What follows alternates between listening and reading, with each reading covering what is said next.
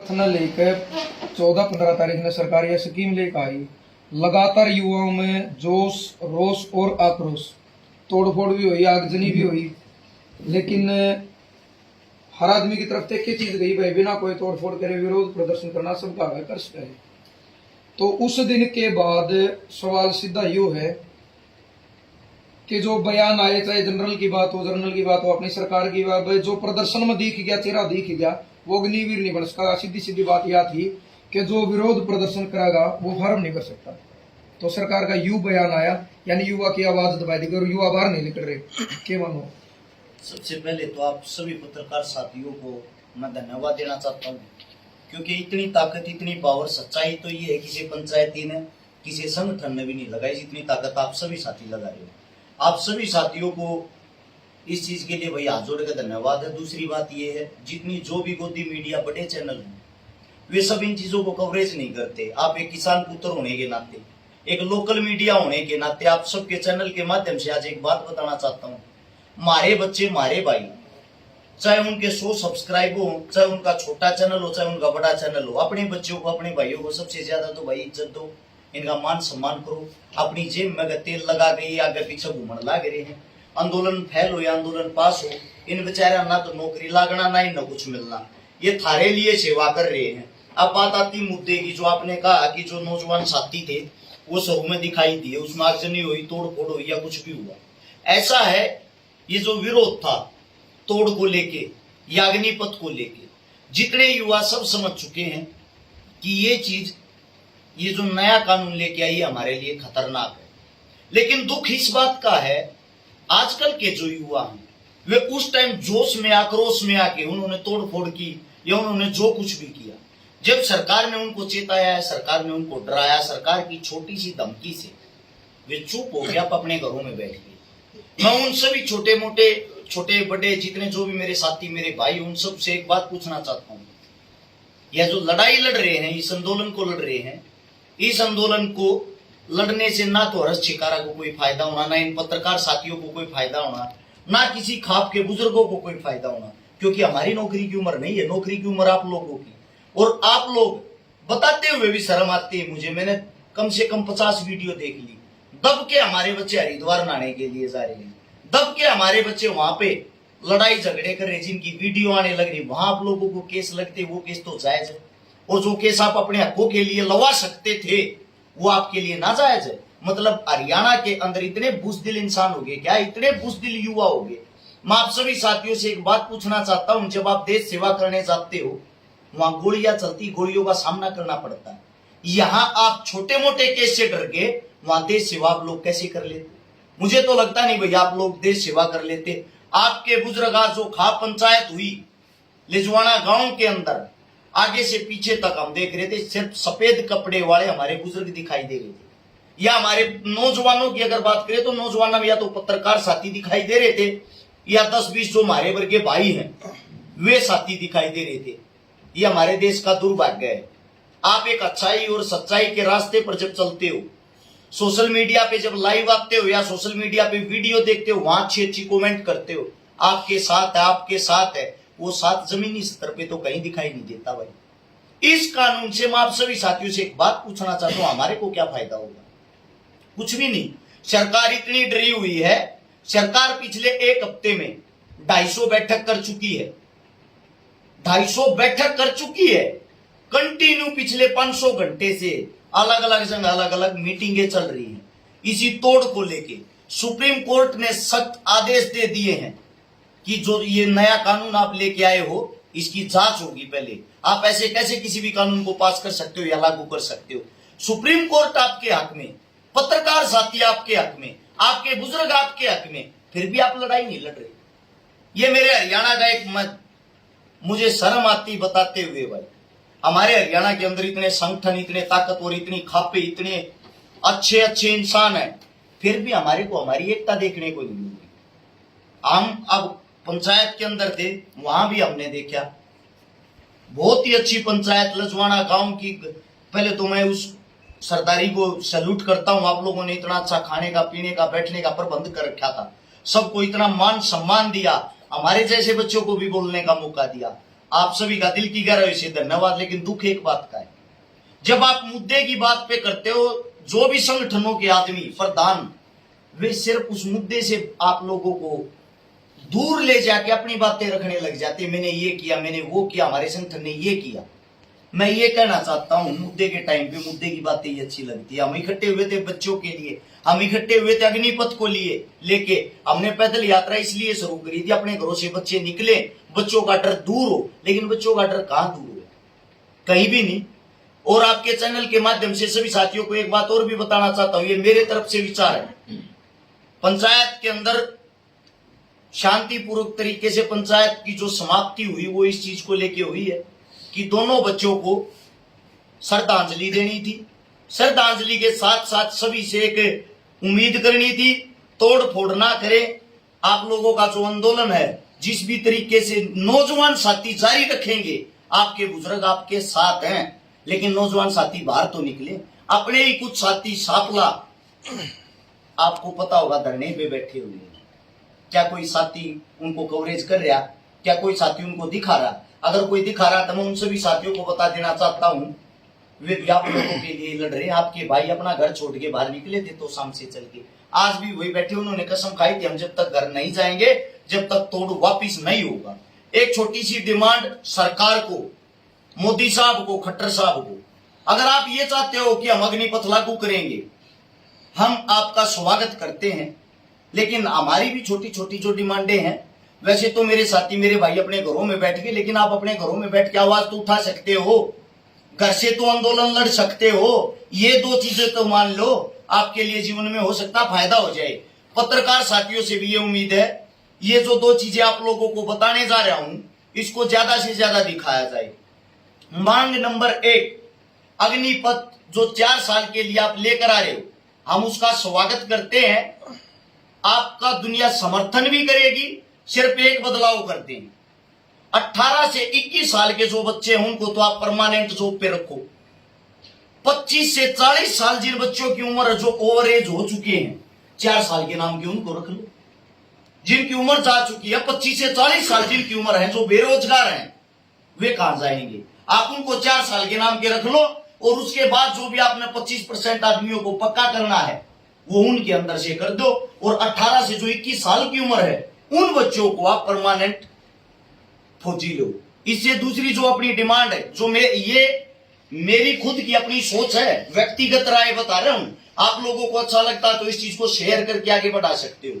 दूसरी बात, जो भारतीय जनता पार्टी है, जिसको बीजेपी कहते हैं, उसने विपक्ष को बिल्कुल खत्म कर दिया है। विपक्ष में चाहे कोई भी हो, विपक्ष वाले में इतनी हिम्मत नहीं वो अपना सांस निकाल दे।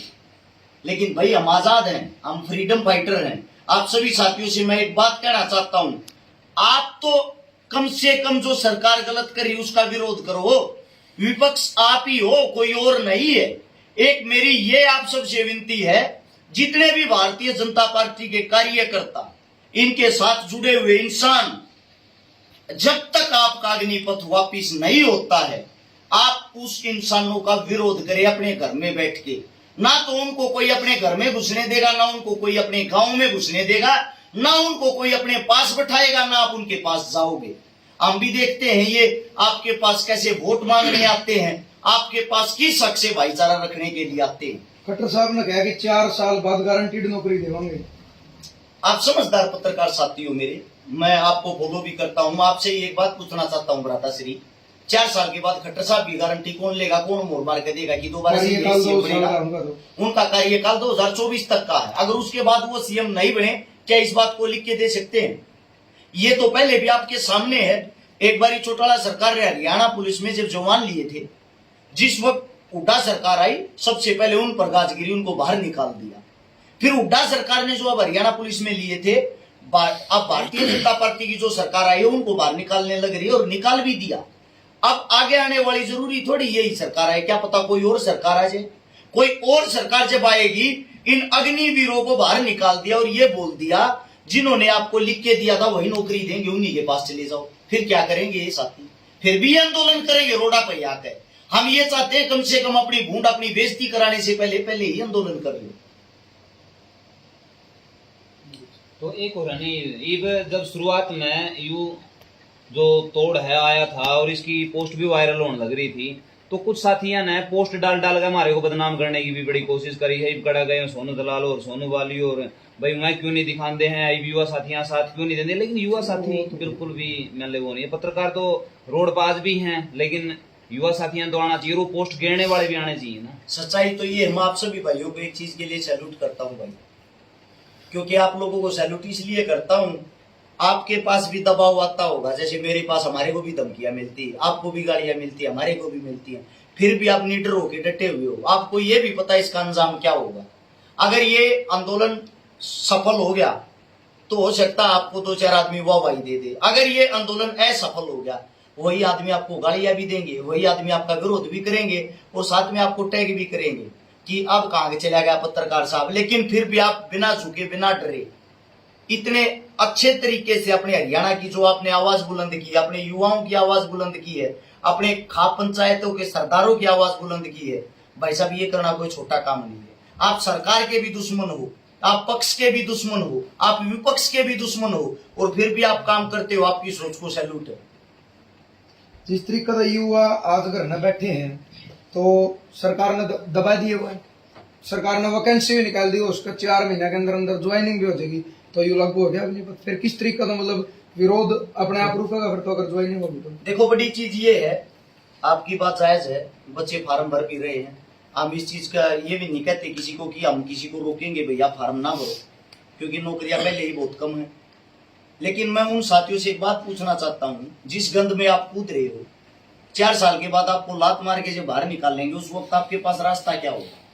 क्या 4 साल में जो आप कमा के लाओगे उसमें आपका जीवन पूरा हो जाएगा क्या? मैंने पहले भी बताई, आज फिर बताना चाहता हूं, एक गौर से इस बात को सुनना, 30,000 रुपए सरकार पर मंथ आपको तनख्वाह देगी।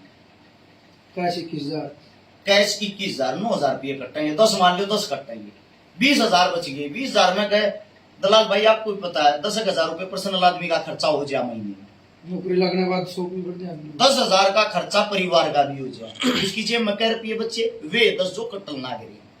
उसने नौकरी करी 12 चौक 48 महीने, 48 महीने में उस इंसान ने रुपये कमाए 4,80,000। जब वो 4,80,000 रुपए कमाओगा तो आप क्या सोचते हो घर लेके आएगा? वो बिल्कुल नहीं लेके आएगा। क्यों नहीं लेके आएगा? क्योंकि उस टाइम पे चमचागिरी और ज्यादा बढ़ जाएगी। वो सरकार की चमचागिरी करेगा, अपने नेता की चमचागिरी करेगा, अपने अफसर की। पता क्यों? उसको उन 25% वालों में पक्का होना है।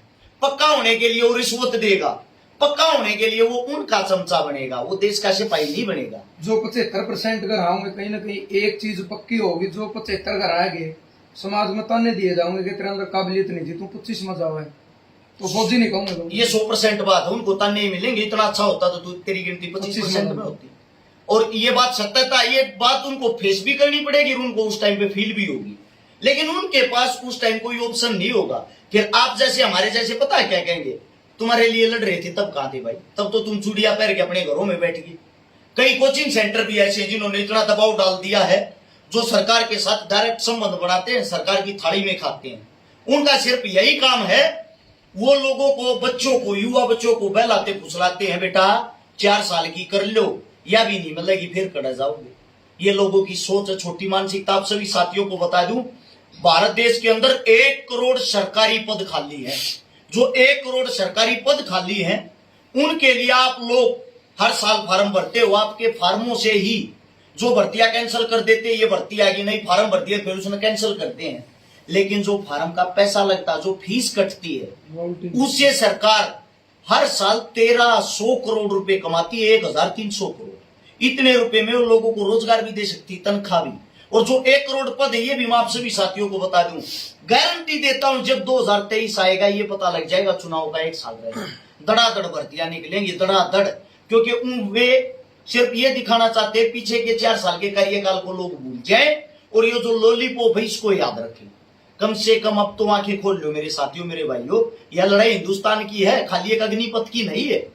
जो राजनीति वाला मैटर है, एक एमपीएमएल खतर भी कर देनी चाहिए, फिर एक बार ही इलेक्शन लड़ सके, उसके बाद नहीं लड़ सकता, उसकी पेंशन बंद कर देनी चाहिए। मैं आपकी बात से सहमत हूं, लेकिन एमपीएमएलए तो खुद ये करने लग रहे हैं। उन्होंने तो खुद मीटिंग करी, मीटिंग में ये कहा है कि हमारी पेंशन बढ़ाई जाए। अब एक बात सोच के देखो, उनको सरकार कितनी सुविधाएं देती है। एमएलए तो एक ही बनता है, उसके परिवार का इलाज फ्री, उसके परिवार का घूमना फिरना फ्री, ट्रेन की टिकट फ्री, पायलट की टिकट फ्री, सब कुछ उनके लिए फ्री। क्यों भाई, एमएलए तो मैं बना हूं तो मेरा जो परिवार है उसको किस लिए सुविधाएं। और जब मैं एमएलए बन के मेरा कार्यकाल पूरा हो गया, संपूर्ण हो गया, उसके बाद भी मेरे को सुविधाएं मिल रही किस लिए, मेरे को सिक्योरिटी मिल रही किस लिए सरकार की तरफ से, मेरे परिवार को सिक्योरिटी मिल रही किस लिए, क्योंकि उन पे कोई हिसाब किताब लेने वाला नहीं। अगर आप उनकी कैंटीन में जाओगे आपको 2 रुपए में भरपेट चावल मिलेंगे, 5 रुपए में भरपेट खाना मिलेगा, 50 पैसे का समोसा मिलेगा, 30 पैसे की चाय। मैं पूछना चाहता हूं आम आदमी के लिए कहां है ये चीजें, यानी कि जो इतनी बड़ी पंचायत में बैठते हैं एमपी एमएलए, उनके लिए तो इतनी सुविधाएं, आम आदमी मरता जा रहा है। एमपी एमएलए की तो जान का खतरा नहीं होता, लेकिन फौजी तो 24 घंटे मौत के मुंह में रहे। देखो भ्राता श्री, फौजी मौत के मुंह में रहते हैं, उसका कारण भी तो यही है ना, इनकी गंदी राजनीति। जैसे जैसे चुनाव आता है बॉर्डर के ऊपर ये खुद तनाव करवा देते हैं, उस तनाव से इनका चुनाव चलता है। उस तनाव में एक गरीब परिवार के फूल जैसे बच्चे शहीद हो जाते हैं, फिर उनकी लाश पे रोना रोके वहां आके इनाम की घोषणा करके उस लाश को खरीद लेते हैं, वही ड्रामा करके लोगों की वोट पाते हैं। युवाओं तक की अपील करो। तो कुछ मैंने जो हैं फेसबुक का ऊपर हैं बहुत सारे जो बीजेपी के लगाओ या फिर कोई जो अपना विरोध लग रहे हैं करने इसका, वो कहा है कि भाई कि तो मिलन लग रहा नहीं, बुकी पे बैठ कर बीड़ी भी तो पिंदे फिरे हैं युवा। देखो भाई, छोटी सोच के आदमी छोटी बातें करेंगे, क्योंकि उनकी सोच इतनी, इससे बाहर उनकी सोच जा नहीं सकती। बग्गी वाली बात वो एक रहेगा जो बग्गी को खुद बैठने होगा उनके बीच में।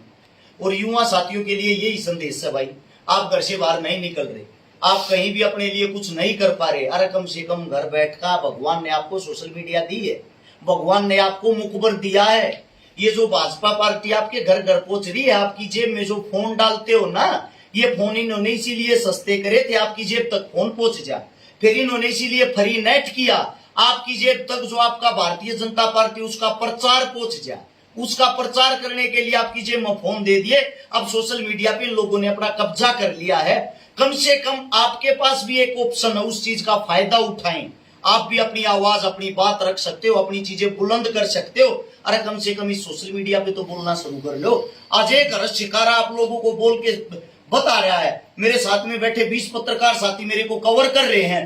हो सकता आने वाले समय में मेरे जैसे 1000 साथी और बोलने लगे, 100% क्रांति आऊगी और आपको कवर करने वाले नए 1 लाख भाई और आएंगे, तो क्रांति यहां से भी शुरू हो सकती है। पॉजिटिव सोच के कम से कम घर पे बैठ के तो इस आंदोलन को आगे बढ़ा लो। सभी साथियों का धन्यवाद।